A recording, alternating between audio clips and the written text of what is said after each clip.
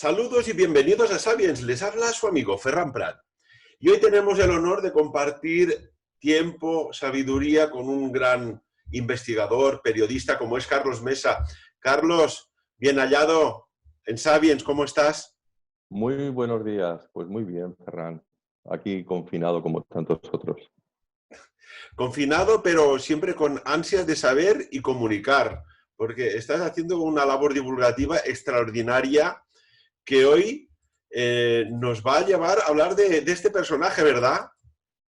Vamos a hablar de magia, porque dentro del mundo del misterio quizá no se tenga muy en cuenta, pero la magia siempre está presente de una forma u otra, ¿no? Todas las magias que puedan haber. La magia vinculada a Erwin Rommel. A Erwin Rommel como enemigo del bando aliado en la Segunda Guerra Mundial, el que fuera quien presidiera la campaña de África, ¿no? Llevando a cabo pues, sus maniobras con el Africa Corps, como todos ya sabemos, y hemos visto en el cine en alguna que otra ocasión. Si puedes hablar un poco más alto, nos llegará mejor la señal, Carlos.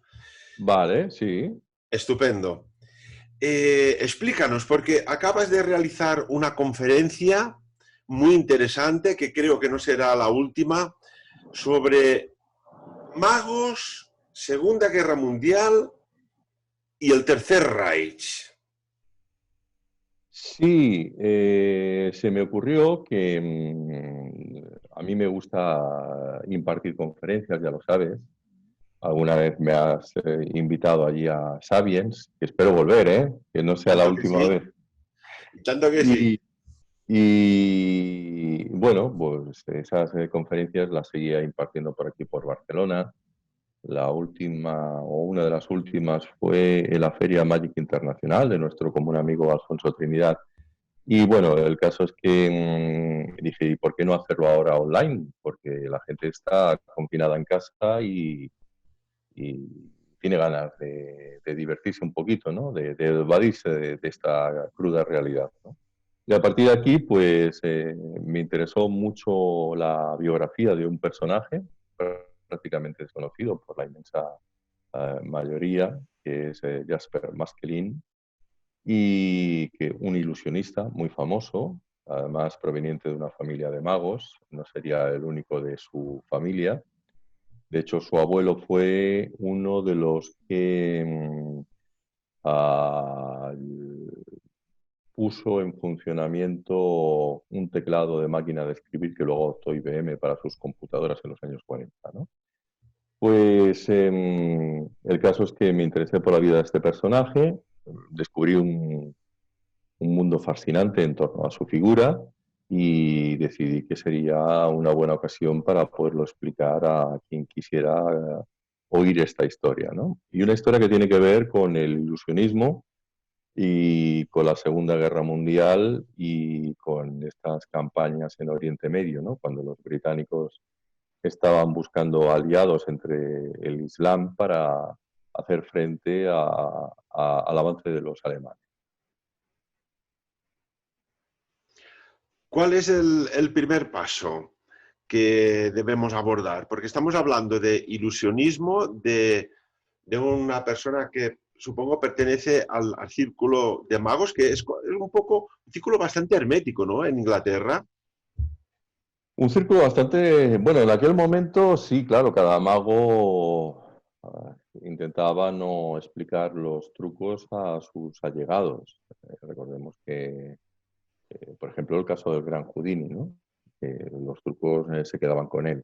Y cada mago intentaba que sus trucos pues quedaran consigo mismo, ¿no? En el caso de Maskelin, pues como venía de familia de magos, esos trucos muchos de ellos habían heredado, porque él utilizaba un truco de cajas que, bueno, que su abuelo ya había llevado a cabo en teatros.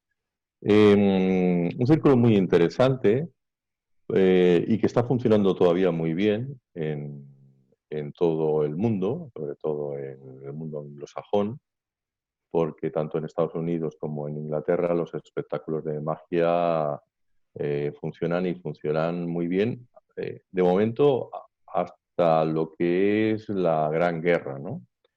A partir de estas guerras mundiales, el mundo cambió, igual que está sucediendo ahora. Cada vez que hay un cambio drástico en la humanidad, las cosas cambian por completo. Y entonces lo que sucedió es que el mundo de la magia pareció que ya no interesaba. La gente dejó de acudir a los teatros de variedades donde habían estos espectáculos y se interesó mucho por la televisión. Y entonces, pues de momento la magia se nos va a perder durante bastantes años, aunque sigue estando ahí, pero no llena, no hay esos espectáculos de masas como pudo haber a finales del siglo XIX, comienzos del siglo XX, y de momento la magia tendrá que esperar hasta bien llegado finales del siglo XX, donde la magia la volveremos otra vez a recuperar y los espectáculos están ahí todavía, ¿no? Todavía hoy en día, si te das cuenta, la magia es complicada, ¿no? Porque tú dices, yo he ido a ver tal obra de teatro, pero ¿cuántos han ido a ver una obra o un espectáculo de magia, ¿no?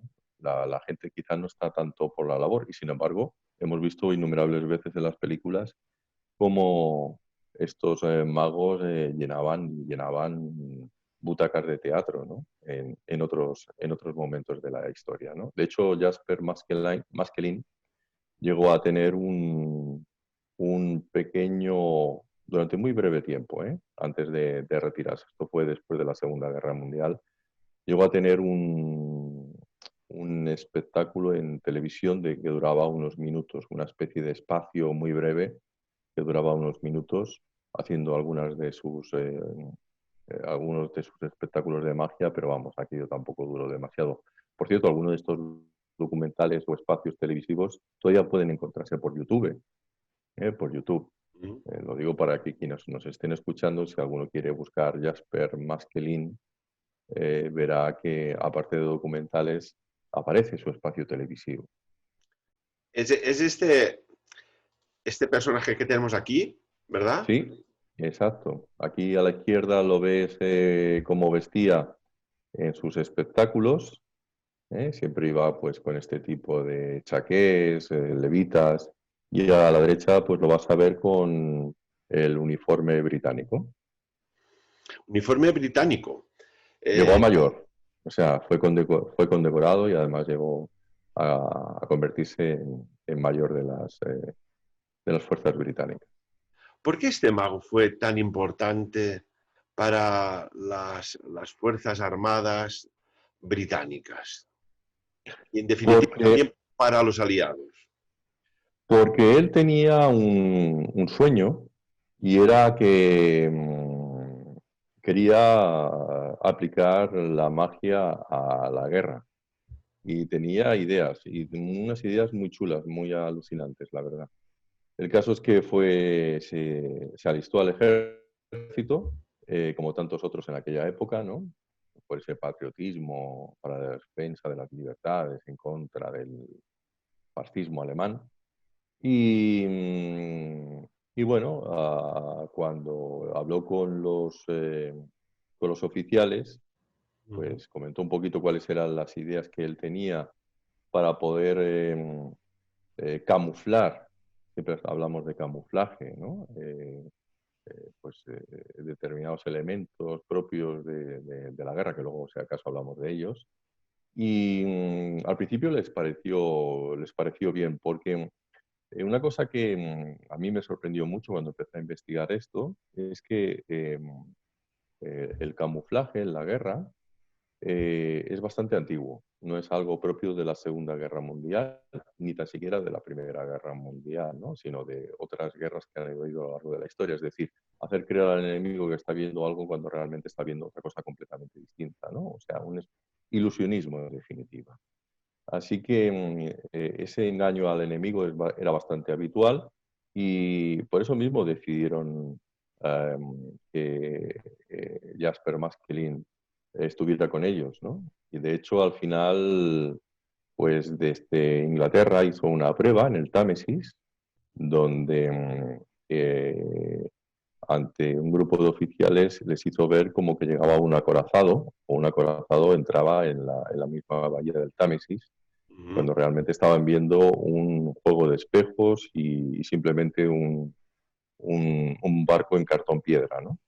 Y entonces aquello les gustó mucho y al final pues lo decidieron embarcar, lo metieron en un carguero y a partir de ahí estuvo navegando varios meses porque existía ya el espionaje, el contraespionaje y alguno pues ya eh, podía sospechar que llevaban un mago a la guerra precisamente para cometer todo este tipo de engaños y para que no se supiera dónde iba, pues le estuvieron dando un poco de vueltas por allí por África hasta llegar a Oriente Medio y desembarcarlo en Alejandría, ¿no? Porque este hombre estuvo alistado o ejerció como tal en Egipto y allí es donde se quedó, allí es donde estuvo un montón de tiempo y allí es donde se enfrentaría a las tropas de Erwin Rommel, que como sabes es un pedazo de personaje que hasta los mismos aliados lo tenían muy presente porque Rommel se avanzaba mucho a las tácticas de estrategia de los británicos, ¿no? Cuando los británicos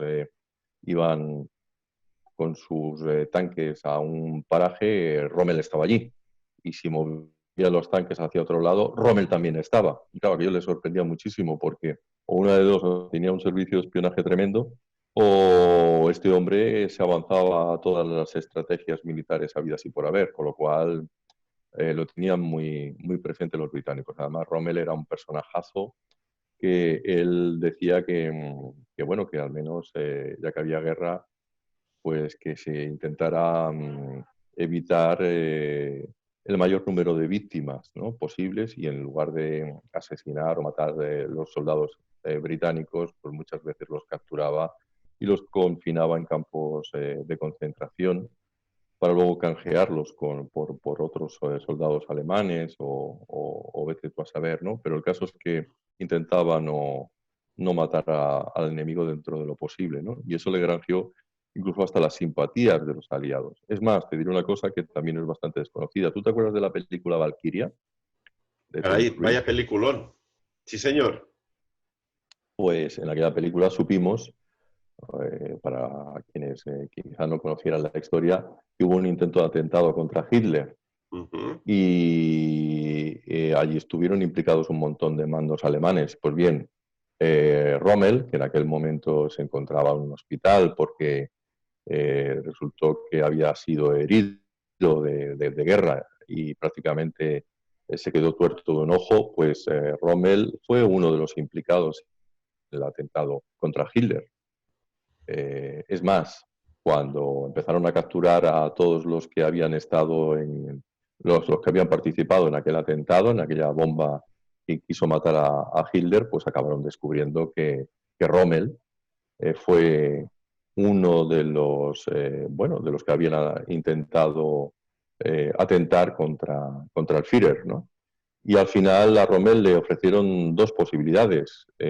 Una, enfrentarse a un juicio sumarísimo en la cual iba a acabar muy mal parado por traidor contra la patria, iba a acabar fusilado y además le habían amenazado con matar a su familia. Y dos, pues morir con honores, siendo enterrado con honores y lo único que le pedían es que se suicidara, ¿no? Así que Rommel se tomó una cápsula de cianuro y murió de esa forma. Y los alemanes no supieron nada de todo esto hasta acabada la Segunda Guerra Mundial. Una vez que acabó y a través de los aliados se supo que Rommel había acabado con su vida de esta forma tan peculiar, pues los alemanes se sorprendieron mucho que uno de sus grandes héroes pues hubiera terminado de esta dramática forma por culpa de las tonterías de Hitler, ¿no? De hecho, Carlos, Rommel, aquí lo vemos en una imagen saludando a Adolf Hitler, era una persona muy grata para el Führer, que incluso perdiendo el norte de África le dio el mando de responsabilidad del control de la muralla atlántica para evitar Sí, el sí, sí, temido por los alemanes desembarco. el desembarco de Normandía, donde también hubieron ciertos engaños, ¿no? Para intentar hacer creer que iban bueno, a llegar a cierta bahía, ¿no? O sea que fíjate que el engaño era bastante habitual en aquel momento. Pues bien, allí es donde fue herido, además.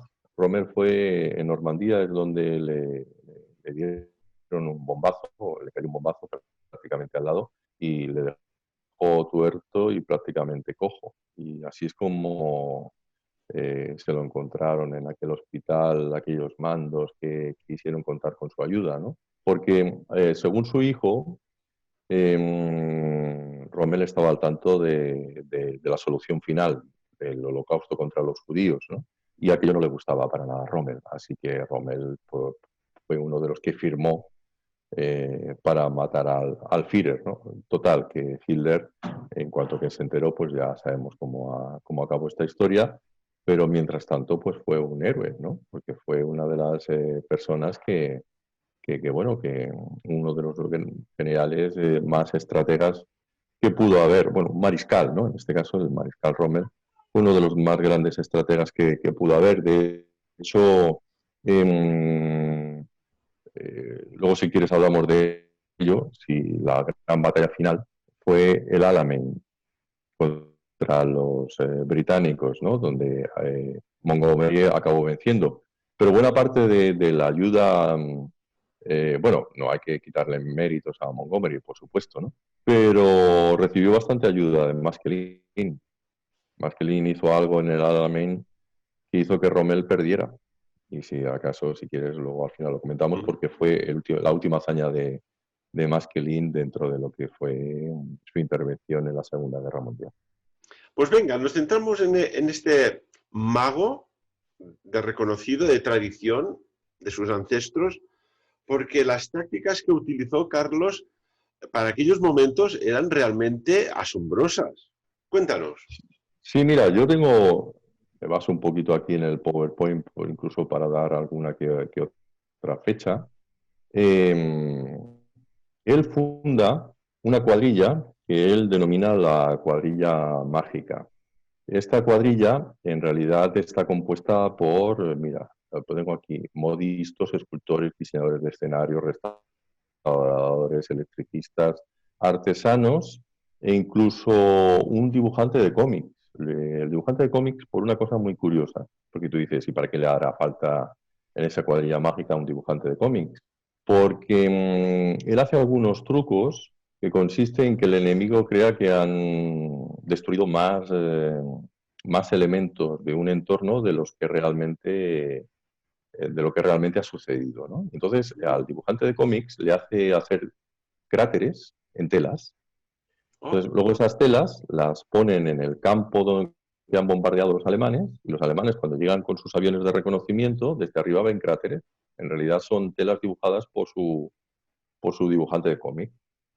Fíjate qué engaño más por absurdo, ejemplo, ¿no? Carlos, en una pista de aviones de la RAF de la época, pues si va este avión de reconocimiento, se pensaría que han destrozado la pista y que los aviones no pueden despegar, por ejemplo. Por ejemplo, esto lo llevó a cabo en el puerto de Alejandría, que es una de sus mayores hazañas, ¿no?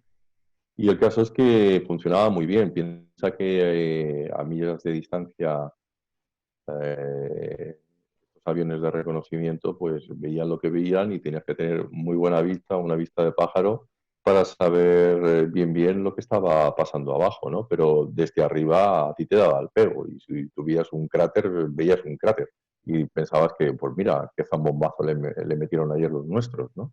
Uh En -huh. fin, que funcionaba muy bien este tipo de engaños. Bueno, pues el caso es que con toda esta gente tan pintoresca, funda la famosa cuadrilla mágica y además se instalan en un valle que ellos llaman el Valle Mágico. Que el Valle Mágico es un entorno muy curioso porque es donde están llevando a cabo sus experimentos, por llamarlo de alguna manera, ¿no? Sus pruebas. Son una serie de barracones y está todo electrificado en torno a este valle. Más que nada lo hacen para evitar el espionaje de aquel momento. Pues fíjate que muchos musulmanes también estaban a favor de los alemanes y algunos, pues bueno, pues los enviaban allí para intentar averiguar qué es lo que estaba sucediendo, ¿no? Pues cuando muchos de ellos intentaban traspasar estas vallas, resultó ser que Maskelyne había colocado vallas eléctricas y se quedaban allí enganchadísimos y morían, evidentemente. Bueno, pues tú sabes que dentro del mundo del Islam existe la figura de unos genios que llaman los jinns. que además a ti te va a encantar, porque los jinns son, según el Islam, esta especie de genios que vienen por la noche subidos en una especie de carros alados que secuestran a la gente y se los llevan a estos carros, ¿no? Esto sería un jinn dentro del Islam. Ajá. Estaríamos hablando Pues de una abducción en toda regla, vaya. sí, eso parece, ¿no?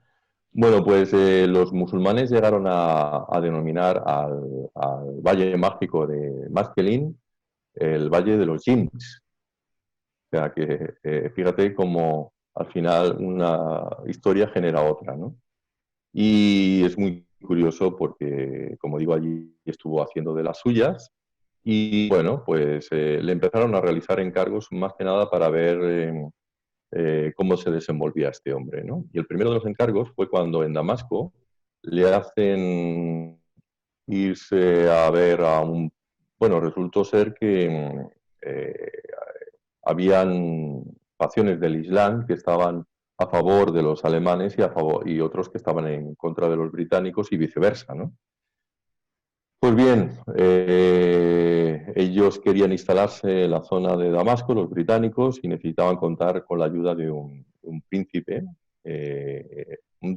derviche. Ahora te explico lo que son los derviches, que se llamaba Hassan, ¿no? Y entonces los derviches, quizá a muchos les suenen, son la facción sufí del Islam. Sabes que existe el sufismo dentro del Islam, Ujú. y el sufismo es, digamos, que esa parte esotérica, ¿no? De esta cultura y religión. Es la parte quizá más mágica, ¿no? De hecho, a mí siempre me ha gustado mucho el sufismo. Acuérdate de los cuentos sufíes que supongo que muchos hemos leído y nos encantan. Y me gusta mucho porque fueron los que, como el cristianismo no quería saber nada de las ideas de Platón, los que asumieron las ideas de Platón fueron los sufíes. Entonces podemos hablar del neoplatonismo dentro del mundo sufí. Pues bien, los derviches no dejan de ser una facción sufí. Y los derviches los hemos visto muchas veces porque hacen estos espectáculos donde se colocan esas enormes faldas y giran como si fueran una peonza. Ujú. Los derviches turcos, que también hacen este tipo de espectáculos cuando estás haciendo los cruceros por el Nilo, que en Egipto también los puedes llegar a ver, ¿no? Que giran en torno al movimiento del universo, ¿no? Pues, bueno, para que veas el simbolismo que tiene el que giren sobre sí mismos. Pues bien, intenta convencer al imán de esta tribu de que por favor les deje entrar. Y el imán le dice, mira, yo soy yo soy un gran mago y me han dicho que tú también lo eres. Por lo tanto, si tú me demuestras que eres mejor mago que yo o descubres alguno de mis trucos de magia, te Ujú. dejaré pasar o os dejaré pasar. Y bueno, pues resultó ser que se pusieron a hacerse movimientos de prestidigitador el uno delante del otro, haciendo allí un poquito de las suyas, y mientras el Maskelina llevaba a cabo sus pequeños trucos de ilusionismo, y sobre todo ilusionismo de manos, ¿no? Pues el otro hacía también de las suyas, y llegó un momento en que este derviche, este imán, Hassan, se clavó una enorme lanza en el costado, y hablamos del costado, ¿no? No en el centro de la barriga. Ujú. Y entonces Maskelin se dio cuenta del truco porque ese truco lo había utilizado su abuelo, y entonces rápidamente se lanzó encima de él, le quitó las telas que cubrían el cuerpo, porque este hombre hacía parecer como que estuviera muy grueso, y así no se veían estos trucos, y entonces descubrió que llevaba una especie de faja, que la faja era una faja de cuero duro, que cuando intentaba clavarse la lanza, pues la lanza se desviaba y entraba por el costado, pero doblándose sobre sí misma, y no le tocaba para nada al cuerpo, ¿no? Entonces había dos posibilidades: o el derviche lo mandaba a matar allí mismo por haberle descubierto el truco, o se lo tomaba de otra manera. El caso es que se lo tomó a buenas, se rió y dijo que era un gran mago porque había descubierto sus trucos, y que por lo tanto, evidentemente, estaba ante alguien que era igual a él y que le iba a permitir que él y los suyos entraran a Damasco, ¿no? Y entonces a partir de ahí se asentaron los británicos en este en este sitio y pudieron seguir con sus tramas contra los alemanes. Así fue como, además, se ganó el beneplácito de los suyos, ¿no? Porque vieron que este hombre, bueno, pues tenía muchas posibilidades. Y mira por dónde, lo primero que le encargaron, pues como venía siendo habitual en todas las guerras, fue que camuflara tanques y empezó con ellos. Si quieres te explico lo que sucedió. ¿Y cómo los camuflaba? Pues tuvieron un problema, se quedaron sin pintura. Vaya. Y entonces había que camuflarlos en estos típicos tanques de color amarillento, ¿no? Ujú. Pues el caso es que no había pintura. ¿Y tú te acuerdas de una salsa que utilizamos mucho, que parece soja, que se llama salsa Worcester o la Perrier? La Perrier, siempre. Sí, bueno, pues la Perrier es la salsa Worcester y este hombre encontró en un almacén miles y haya abandonado miles y miles de salsa de este tipo, salsa que se originó allí en Inglaterra, que la combinó con estiércol de camello y a partir de ahí pues ya tenía pintura. Y empezó a pintar con esto todos los tanques y la cosa quedó bien. Porque además el estiércol de camello en cuanto a que se seca es uno de los mejores fijadores que puede haber. Así que a partir de ese instante llegaron a camuflar todos los tanques de los británicos y esa fue su primera incursión, ¿no? Entonces pues vieron que este hombre les venía muy bien y le volvieron a hacer otro encargo. Y en este caso, si quieres ahora te comento, el siguiente encargo o el siguiente truco fue hacer que unos camiones unos tanques tuvieran aspecto de camión. Y lo consiguió. Y ahora te voy a explicar la historia y si quieres mostramos una foto a las personas que nos estén viendo. ¿Te parece? Y tanto que sí. Siempre quedará más ilustrado. Bueno, pues este hombre crea lo que él llama un escudo solar. Esto engaña bastante, es una traducción bastante peculiar al castellano.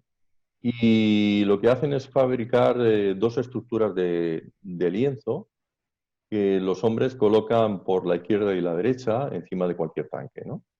Y además una especie de morro que colocan debajo del cañón del tanque. Bueno, pues eso que se coloca muy deprisa, hace parecer un camión a lo que es un tanque.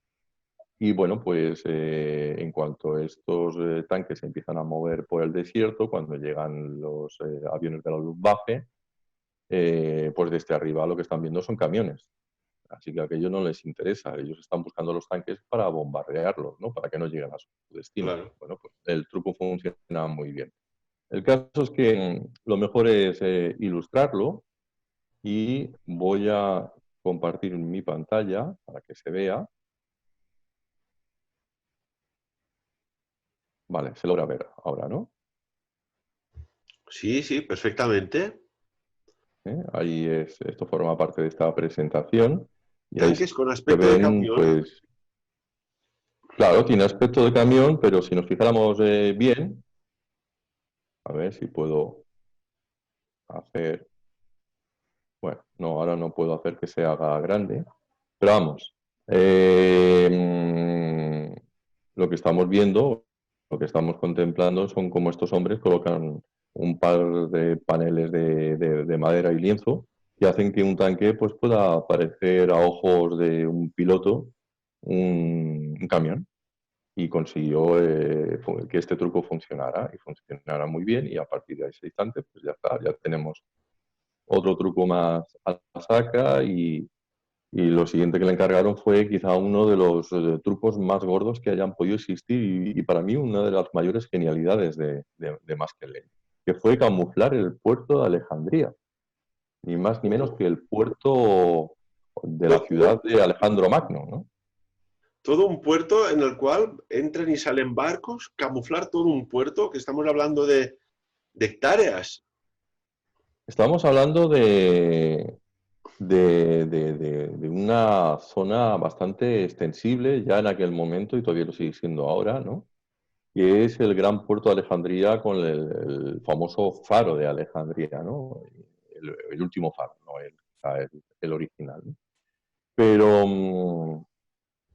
¿cómo lo llegó a conseguir, no? Él sabía que camuflar, que estos trucos de camuflaje se realizan siempre con espejos. Yo no sé si te acuerdas cuando hace muchos años al gran David Copperfield, que estuvo muy de moda a finales del siglo XX, quizá los más jóvenes no lo recuerden, Sí. pero David Copperfield, que además estuvo saliendo con una modelo muy conocida, ¿no? Bueno, pues David Copperfield ocultó la Estatua de la Libertad ante los ojos de las cámaras de televisión y lo hizo. Yo recuerdo muy bien aquel programa. Yo como niño de aquella época estaba con la mandíbula desencajada, ¿no? ¿Y cómo lo hizo? Pues con un juego de espejos. Evidentemente, según la posición que ocupes, lo vas a ver, pero las cámaras de televisión en la posición que ocupaban no lo veían, ¿no? Claro, esto se puede hacer, pero es muy complejo, ¿no? Se necesitarían muchísimos espejos y depende de dónde estuvieran los aviones, lo verían, no lo verían. Bueno, pues pensó en otra cosa. Mover el puerto de Alejandría, hacer creer a los aviones de la Luftwaffe que el puerto de Alejandría no estaba situado donde ellos creían, sino un poquito más abajo. Realmente estaríamos hablando de una zona del oeste, un poquito más abajo, tampoco está muy lejos, ¿eh? Ujú. Es una bahía que le llaman Marjut, en ese se llama Marjut Bay, y allí decidió crear una nueva Alejandría. Lo hizo a través de tablones y de todo tipo de estructuras y muchísimas luces. Total, que él llegó a construir una enorme ciudad, prácticamente, ciudad que no tenía por qué estar finalizada del todo. Piensa que cuando tú estás a tanta altura, tú realmente no ves los detalles. No hace falta que seas muy meticuloso, lo puedes hacer de cualquier manera siempre y cuando parezca una ciudad, ¿no? O Ujú. parezca esa ciudad en concreto, con el faro de famosa de Alejandría inclusive. Estamos Bueno, pues hablando, Carlos, de que aquí tenemos una imagen evidentemente más actual, pero mm, que la zona de donde había el faro de Alejandría, sí, se, claro, porque para reconstruir una tienes que mm, hacer desaparecer la auténtica, claro, doble tarea. para hacer desaparecer la auténtica, lo único que tenía que hacer era apagar las luces, nada más.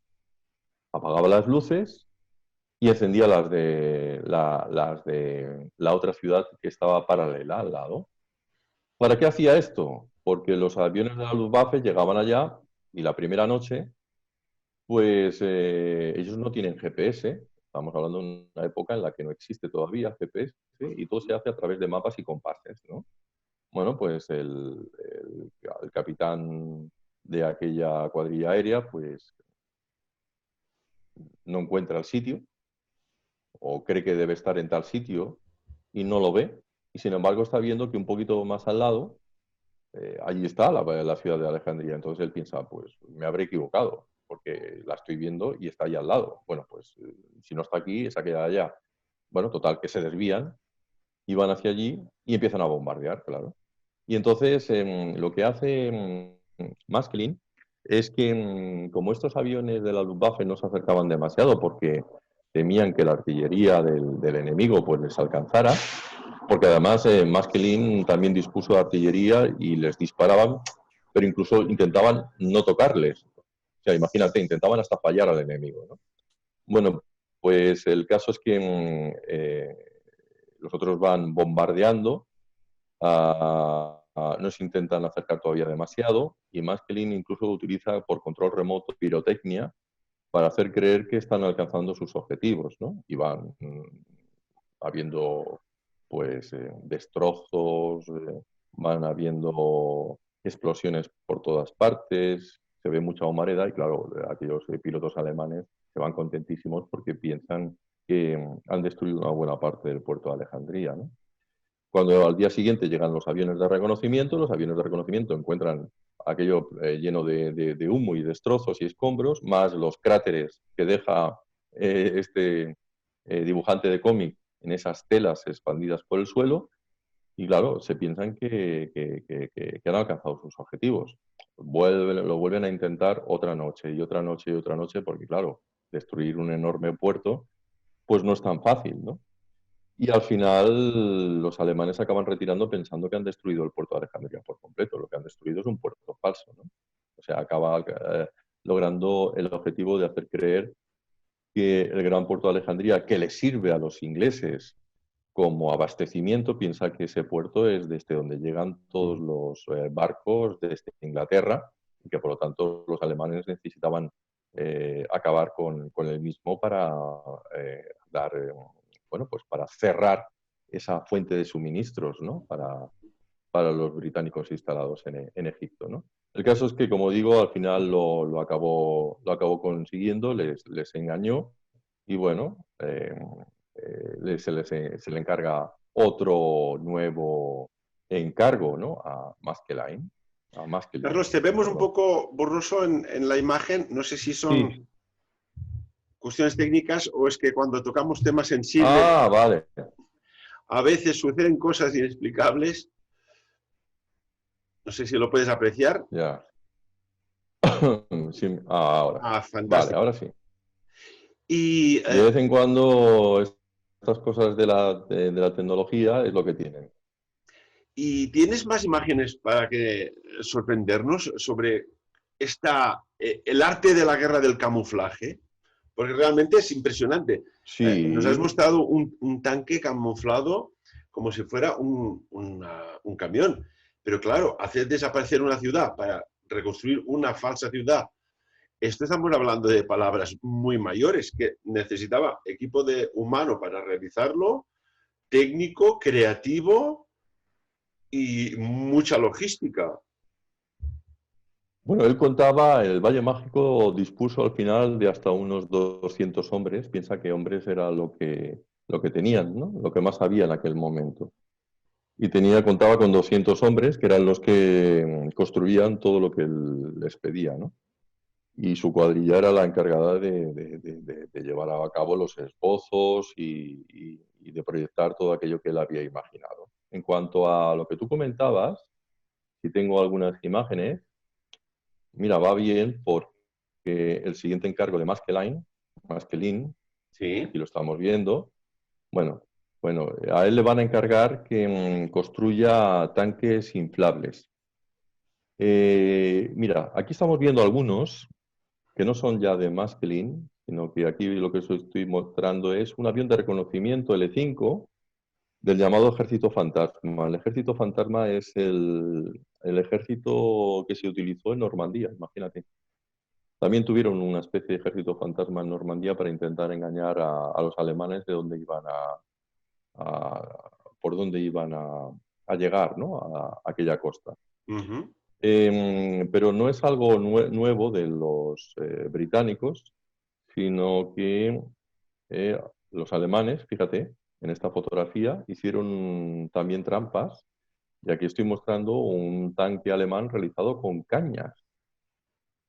sí, sí, sí. Imagínate, cañas, ¿eh? Además, si uno pudiera verlo con mayor detenimiento, se aprecia muy bien, ¿no? Parecen Otra fotografía, aquellos ¿sí? incipientes tanques utilizados ya a finales de la Primera Guerra Mundial. Sí, sí, sí, sí, sí, es de los primeros, ¿no? Porque luego se hicieron Sí. cada vez más pequeños. Bueno, pues el caso es que aquí tendremos los llamados, bueno, llaman los tanques dummy de los alemanes. Los dummy son aquellos monigotes, aquellos maniquíes tontitos, ¿no? Que meten en los coches cuando están haciendo las pruebas de que un coche se arrugue, se destruya cuando se golpea, ¿no? Entonces los alemanes llamaban a estos tanques los tanques dummy, y en realidad los tanques dummy se construían mediante dos piezas que se unían encima de una motocicleta o un vehículo, un coche en este caso, ¿no? Aquí estamos viendo algún tipo de vehículo, pero ahora te enseño cuál es. Mira, ahí lo tienes. ¿Ves? Fíjate que como los alemanes transportan dos piezas de madera, las van a unir a un coche, ¿no? A un carro.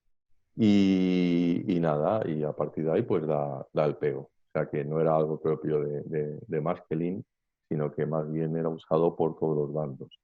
Fíjate que las tropas británicas aquí en el 1940 están hinchando uno de estos tanques inflables, que por cierto, Maskelyne, el siguiente encargo que le hicieron después de Alejandría fue construir este tipo de tanques de lona. Y él construyó unos cuantos. Y además tiene una anécdota muy curiosa porque resultó ser que un día hubo un tornado allí en el desierto, muy propio, ya sabes, cuando estás en esos lugares, ¿no? En esas arenas del desierto. Y claro, uno de estos tanques salió volando. Es como cuando tú estás en la playa y te sale volando la sombrilla, ¿no? Sí, sí, sí. Pues salió volando. Y salió volando con tan mala fortuna que como era un tornado se nos fue a kilómetros de distancia. Pues bien, tuvieron que salir disparados a recogerlo y dirás, ¿por qué? Pues porque si lo encuentra Rommel se da cuenta de que le están metiendo gato por liebre, ¿no? Y entonces, pues había que buscar el tanque, estuviera donde estuviera, aunque fuera en las líneas del enemigo, ¿no? Más que nada para que Rommel no se percatara de lo que estaba sucediendo. Bueno, cuando los estadounidenses entran en Colonia, en Alemania, fíjate lo que se encuentran. Los alemanes también intentaron impedir que llegaran los, los yanquis, ¿no? Ujú. Pues colocando estructuras de madera en forma de tanques porque ya no les quedaba artillería de ningún tipo, ¿no?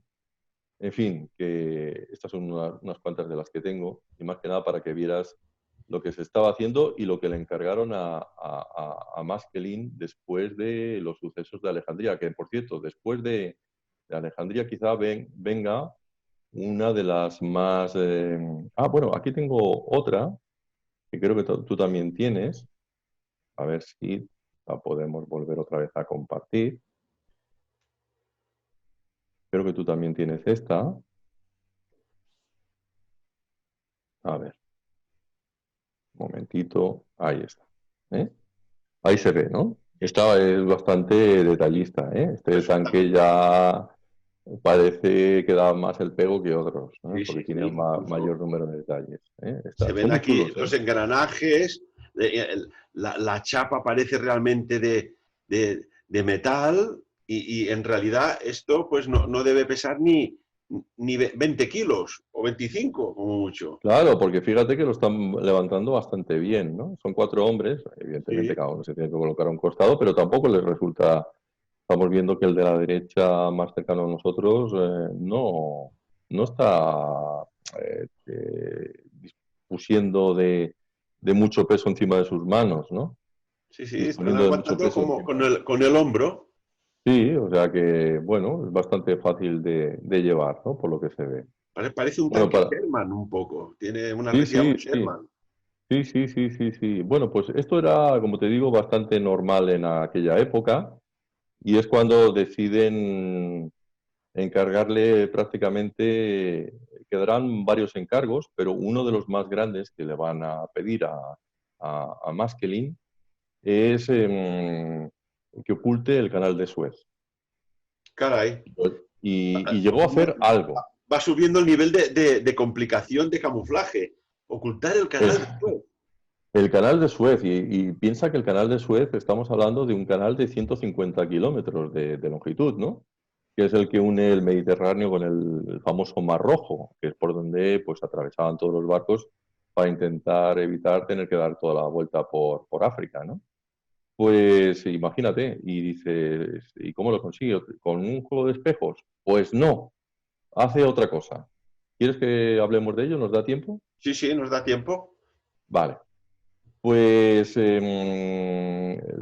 curioso lo más curioso de toda esta anécdota es que Maskelyne ve que, bueno, pues ahora la cosa resulta todavía más complicada, ¿no?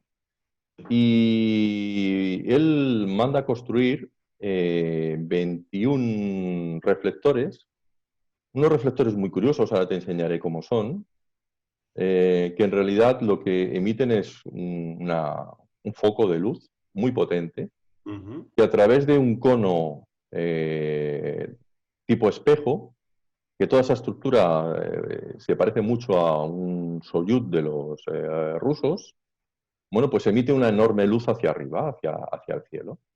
Él va a colocar estas 21 luces a lo largo de todo el canal de Suez para, que es lo que le da tiempo a hacer en aquel momento, más que nada para que cuando lleguen los alemanes queden, eh,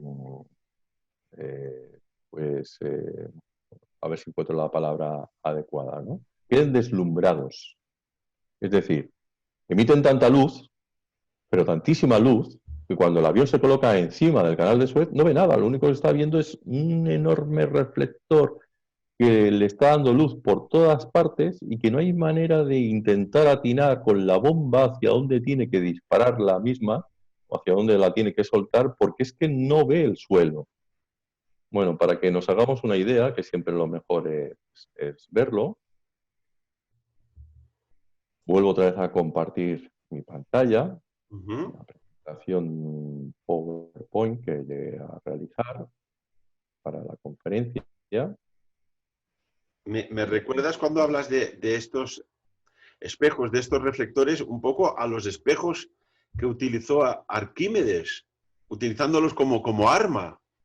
Sí, sí, sí, es que estos principios, como bien dices tú, nada está inventado, sino que volvemos otra vez a reinventar lo que ya estaba inventado en la historia, ¿no? Yo siempre digo lo mismo, en la antigüedad a veces tendemos a menospreciar a nuestro mundo antiguo y decimos, no, eso lo construyeron los extraterrestres, perdona, no menosprecies a nuestra humanidad, ¿no? Fuimos capaces de hacer grandes cosas antaño, grandes cosas, hicimos cosas increíbles. Luego, lo que llegó a suceder es que cuando llegó el 325 y llega al Concilio de Nicea famoso, pues lamentablemente para el mundo ese cristianismo hace bueno, que nos relajemos y el cristianismo no quiere saber nada de la tecnología de los antiguos y nos metemos en ese mundo medieval, en esa edad oscura que hasta el Renacimiento, pues no volvimos otra vez a despertar, ¿no? Pero, como bien decías tú, Arquímedes ya había llegado a utilizar, ¿no? Incluso ese fuego alquirio, ¿no? No, le llamaban el fuego griego, perdón. Estaba pensando en Juego de Tronos. El fuego griego, ¿no? También llegaron a utilizarlo. O sea, que es algo que incluso luego, más tarde, se llegaría a utilizar en tiempos más modernos.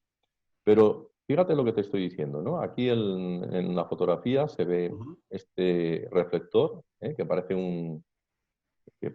un Soyuz, ¿no?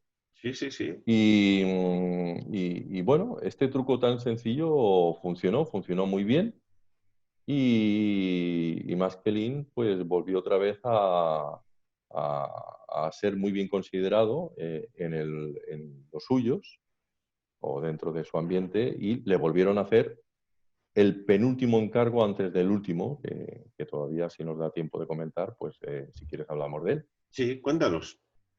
Vamos a ver, tenemos a un príncipe que es Farouk I, que tiene 21 años y que a finales del año 1941 los británicos ya tienen la sospecha de que en el Palacio Atin tiene un enorme equipo de radio y transmisión con el que se está conectando con los alemanes para intentar entablar, bueno, entablando ya relaciones con ellos, ¿no? Acuerdos con ellos.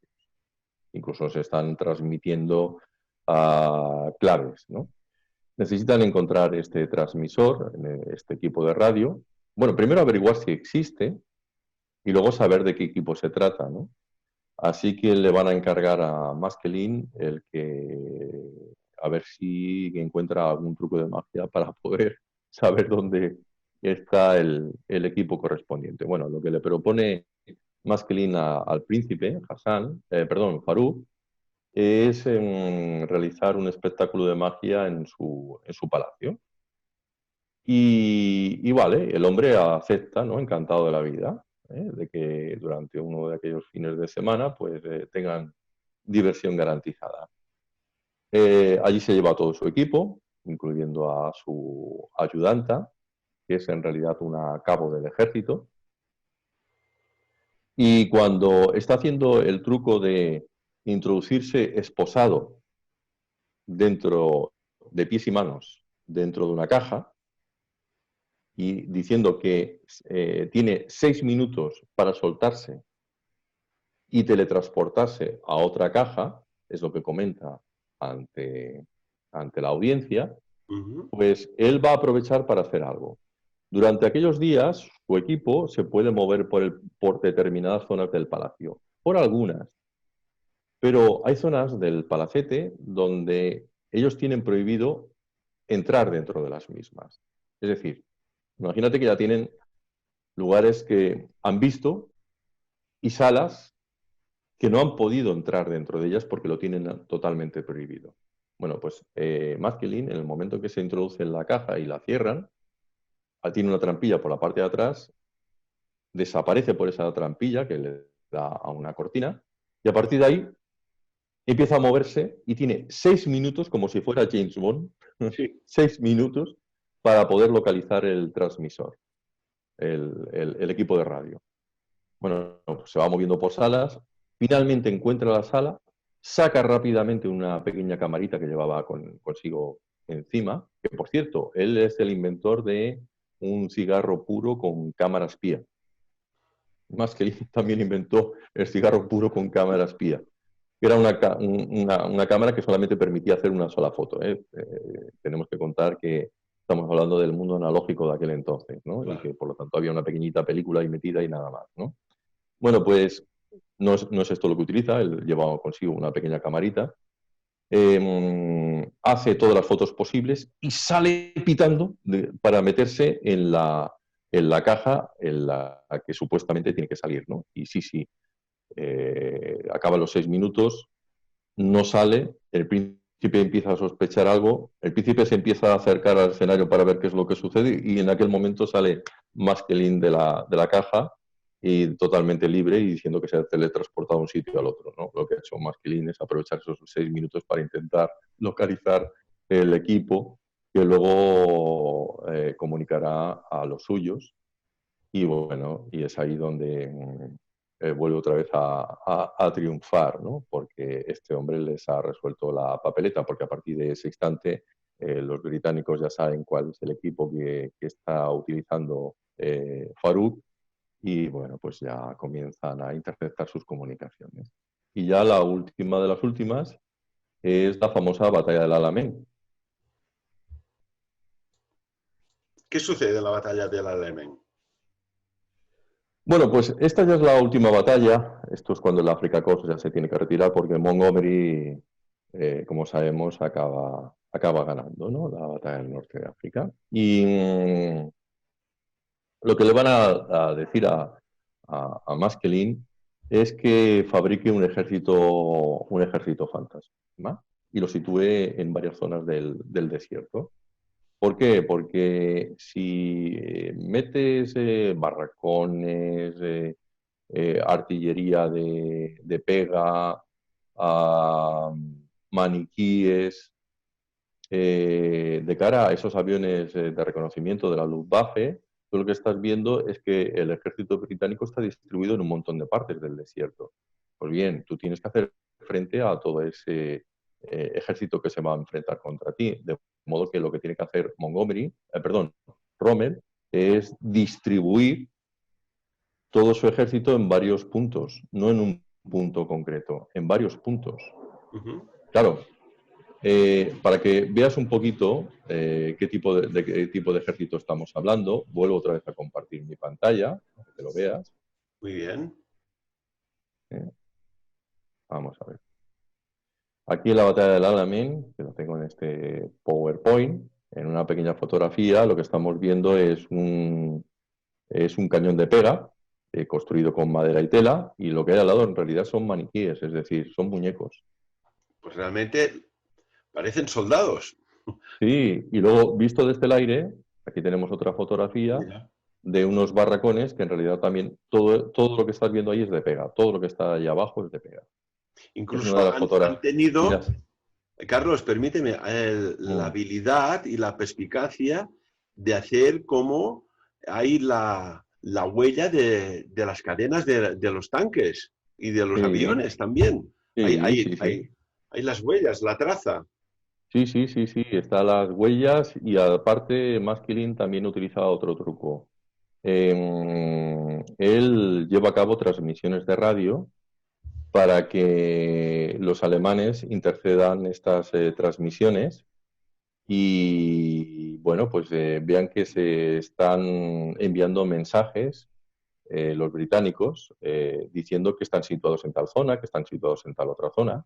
Lo hace expresamente, es decir, crea emisiones de radio falsas para que los alemanes las intercedan y piensen que los británicos están situados en otros puntos que realmente no son por donde van a atacar.